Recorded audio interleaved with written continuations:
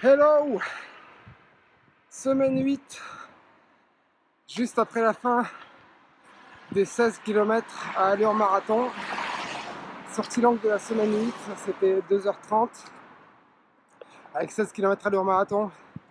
Alors, on est semaine 8, cette semaine a été annoncé le report du marathon de Paris pour lequel je me préparais et le report du marathon de Montpellier qui était mon plan B.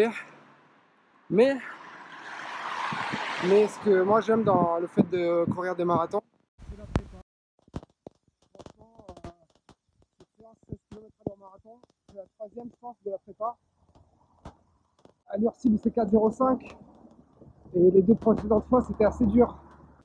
Et aujourd'hui, semaine 8, je viens de les faire à les 16 km à 4,02 et j'en ai encore sous le pied quoi, j'aurais pu en faire plus. Et c'est ça que j'adore dans les prépas, c'est la progression. Voilà, au début de la prépa, je pouvais même pas faire, je sais pas moi, 8 km à l'heure marathon. Mais c'est comme ça, je suis habitué et c'est ça qu'il faut retenir. C'est ça que j'adore. En plus de franchir la ligne de l'arrivée du marathon, c'est le moment où tu te rends compte dans la prépa que tu as progressé. Voilà, là je pense que j'ai fait mes 16 bornes sans monter jusqu'à 160 de pulse. Et ça fait plaisir. Voilà, je sais pas encore ce que je vais faire de la suite de la prépa, mais j'aime bien suivre le plan. Si tout était aussi facile dans la vie que suivre une prépa et améliorer ses performances, bah, ce serait plus simple. Allez, semaine 8.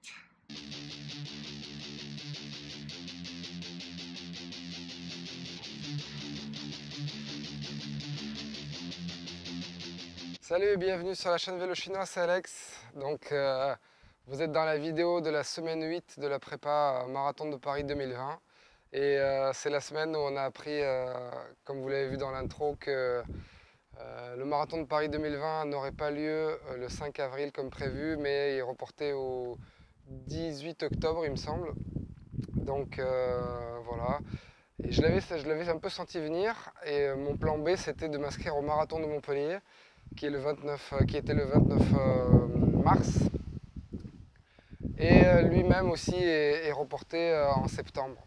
Donc voilà, je me retrouve avec une prépa qui, du coup, par définition, ne sert à rien, mais faisons les choses dans l'ordre. Donc cette semaine 8, c'était la semaine post-semi de la Grande Motte. Et donc, comme la semaine précédente, le semi, elle était un peu allégée pour faire du jus. Là, elle était un peu allégée pour la récup.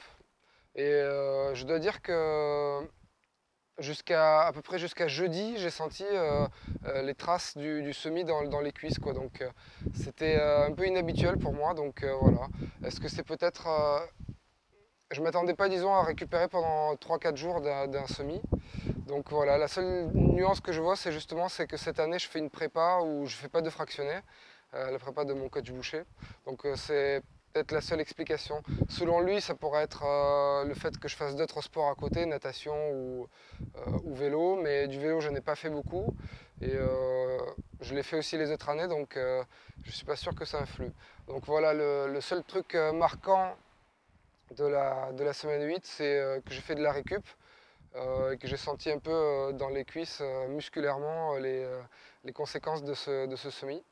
Et donc l'autre truc que vous avez vu en intro, c'est ma sortie longue de 2h30 avec 16 km à l'heure marathon. Et c'était la troisième fois que j'avais cette séance, enfin que j'avais un bloc de 16 à l'heure marathon à faire dans la prépa. Et donc j'ai décidé quand même de le faire pour voir où j'en étais. Ouais, j'étais assez content. Très bonne sensation, même sur mon parcours vallonné autour de chez moi. J'ai réussi à faire 4,01, 4,02 sur les 16 bornes. Donc vraiment, j'ai la caisse.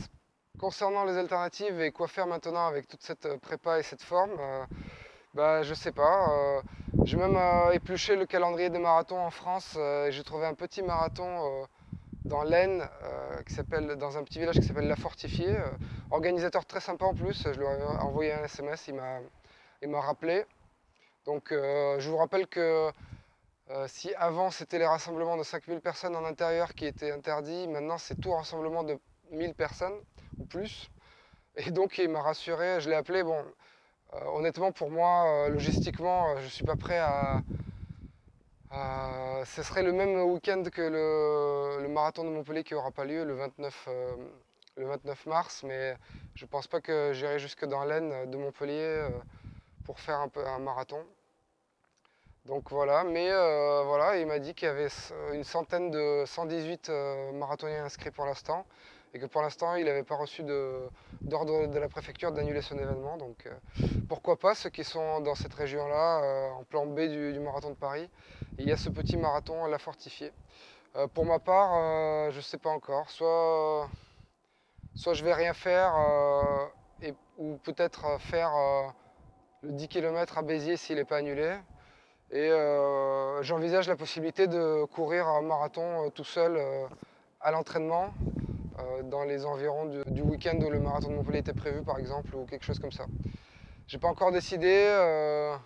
Normalement les PR ça se fait en compète, mais là c'est un cas un peu particulier, donc j'ai pas encore décidé sur ce sujet-là. En tout cas voilà, c'est dommage parce que la forme est là. J'ai réussi à stabiliser un peu la baisse de poids, donc je suis en dessous des 78 kg là. Ça fait 2 semaines, donc ça fait bien plaisir. Ça fait peut-être partie des choses qui font que ça va mieux, les sensations vont mieux en courant. Et donc après voilà, on regarde les éventualités. Moi en juillet, c'est pas dit que je puisse aller faire mon Ironman à Saint-Pétersbourg. On ne sait pas comment ça va évoluer. Pour l'instant, les gens qui viennent de France doivent passer une quatorzaine, arriver en Russie, donc ça met en difficulté le fait de faire un aller-retour pour la course là-bas. Évidemment, ce ne sont là que des considérations sportives, et évidemment qu'il faut réfléchir aussi, bon évidemment ça nous embête, on se prépare et tout, mais il faut réfléchir aussi à la big picture de toute cette épidémie, et voir qu'est-ce qui est le plus raisonnable par rapport à nos déplacements, par rapport aux choix qu'on fait dans les rassemblements, et les choix qu'on fait de se laver les mains après être allé aux toilettes et pris les transports en commun. Voilà. Donc voilà. Donc, je ne sais pas s'il y aura d'autres épisodes de la prépa, mais vous pouvez continuer à vous abonner à ma chaîne, suivez-moi et mettez-moi des commentaires si vous avez des questions. Et rendez-vous plus tard. Ciao tout le monde.